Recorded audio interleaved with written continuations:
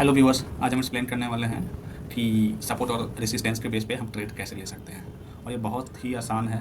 अगर आप indicator use करोगे तो इंडिकेटर यार बहुत ही लैगिंग इंडिकेटर है। मीन्स आप बस प्रेडिक्ट कर सकते हो, 100% आपको उसमें रिजल्ट नहीं मिलेगा। लेकिन सपोर्ट रेसिस्टेंस पे अगर आप ट्रेड लेते हो ना, तो आपको 110% रिजल्ट मिलेगा। और ये मैं आपको अभी इस वीडियो में बताने वाला हूँ, ठीक है।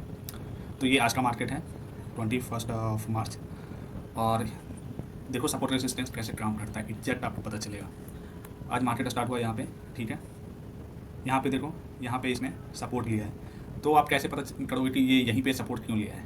अगर आप देखोगे कल का कैंडल यहाँ पे हाई लगाया था, ठीक है।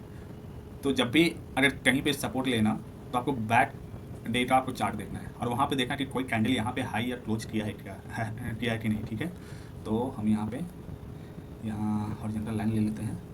यहाँ पे देखिए कल बनाया था सपोर्ट, तो देखो यहाँ पे सपोर्ट लिया और यहाँ से देखो कहाँ तक गया है, ठीक है। अगर आपको टारगेट हिट करना था कि कहाँ तक ऊपर जा सकता है, तो आप यहाँ पे ट्रेड लेते और अगला आपका टारगेट होता है ये सपोर्ट, मीन्स ये रेसिस्टेंस, ठीक है। क्योंकि कल का हाई यहाँ पे गया था, तो आप अगला हॉरिजॉन्टल लाइन यहाँ पे ले सकते हो, ठीक है। तो ये हो गया आपका पहला टारगेट। फिर जैसे ही इसको ये मीन्स क्रॉस करेगा, मतलब कल का हाई इसने क्रॉस कर दिया है, तो आपको जो अगला टारगेट होगा उसके लिए आज हम एक इंडिकेटर यूज करेंगे सपोर्ट रेसिस्टेंस के साथ, क्योंकि आपको पता नहीं है राइट ये कितना ऊपर तक जाएगा। अगर आपने टारगेट लेकर रखा है कि यहाँ पे घुसेंगे और मुझे 10% चाहिए, 20% चाहिए, तब तो ठीक है। लेकिन ज़रूरी नहीं है ना कि आपको 10% 20% भी मिले या उससे ज़्यादा भी मिले, ठीक है। तो इसके लिए हम एक इंडिकेटर यूज़ करते हैं, पिवट पॉइंट। आप इंडिकेटर पे गए, यहाँ सर्च करोगे पिवट पॉइंट, ये रहा, ये आपको सेलेक्ट कर लेना है। मैंने ऑलरेडी सेलेक्ट करके रखा है, मैं इसे अनहाइड कर देता हूँ। और सेटिंग एज यूजुअल रहेगा सेम, इसमें कोई भी चेंजेस नहीं करना है, ठीक है। पिवट पॉइंट का कलर मैंने चेंज कर दिया है ताकि पता चले। पिवट पॉइंट का लाइन ये आप देख रहे हो, पिवट पॉइंट का लाइन ब्लैक कलर। जब भी मार्केट, इसमें एक नया स्ट्रेटजी ये है, नया रूल ये है पिवट पॉइंट का। ये कैसे काम करता है, जब भी कैंडल पिवट पॉइंट को ऊपर ओपन होगा डेली के चार्ट पे, ठीक है, तो 80% चांसेस है कि मार्केट उस दिन अप ट्रेंड में है, ठीक है, 80%। और दूसरी चीज़, जब भी मार्केट पिवट पॉइंट के ऊपर ओपन होगा, तो इसका पहला टारगेट होगा क्या, या तो वो पिवट पॉइंट को टच करे और फिर से रिवर्स कर जाए, ठीक है। या फिर दूसरा काम होगा कि ये अपना अगला टारगेट पे टच करेगा। जैसे इसका पहला टारगेट क्या है, R1, तो ये R1 को टच किया।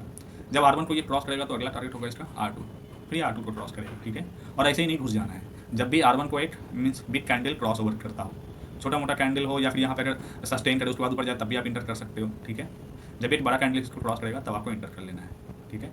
और बहुत सारे लोग क्या करेंगे, जैसे आपने यहाँ पे एंट्री नहीं लिया, ठीक है, अब आप सोचोगे कि यहाँ पे लेंगे, ठीक है। और कभी कभी क्या होता है, यहाँ पे एक छोटा कैंडल बनाएगा रेड कलर का, और ये नीचे आने का कोशिश करेगा। तो आप लोग सोचोगे कि यार मार्केट ट्रैप कर रहा है, अब ये नीचे जाएगा तो हम यहाँ से कर लेते हैं। लेकिन मार्केट कभी भी सीधा सीधा ऊपर नहीं जाता है, ठीक है। उसको बीच में रुकना है। जैसे आप कहीं दूसरे सिटी में जाते हो बाई बाइक और बाई कार, तो आप डायरेक्ट नहीं चले जाते हो राइट, बीच में पेट्रोल खत्म होता है तो आप वहाँ पर रुकते हो ना पेट्रोल लेने के लिए, ठीक है। तो ऐसे ही जब भी ये ऊपर जा रहा है बीच में ये रुकेगा, ठीक है। उसके बाद फिर ये ऊपर जाएगा। जैसे यहाँ पे देखो, यहाँ पे फिर से कैंडल बना ऊपर गया, फिर यहाँ पे इसने सस्टेन किया, फिर ऊपर गया। अब यहाँ पे कोई बिग कैंडल ऊपर मूव नहीं किया था, तो जिनको पता होगा कि बिग कैंडल ऊपर क्रॉस ओवर नहीं किया तो हमें घुसना है कि नहीं घुसना है, तो यहाँ पे बिग कैंडल ऊपर मीन्स इस टाइप का नहीं बना था, तो अपन समझ जाएंगे कि इसके ऊपर नहीं जाना है, ठीक है। अब यहाँ से देखो, यहाँ पे एक बिग कैंडल बना है, मतलब ये अब नीचे आने वाला है, बना ना बिग कैंडल, ठीक है।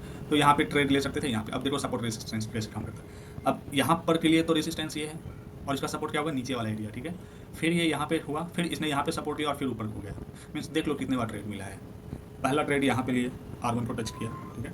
चलो मान लेते आप R1 तक आप होल्ड नहीं कर सकते हो, ठीक है। मैं भी एक ट्रेडर हूँ, मुझे भी पता है होल्ड करना बहुत मुश्किल काम है। प्रॉफिट में हम लोग होल्ड नहीं करते हैं और लॉस में हम लोग होल्ड करते हैं, ठीक है।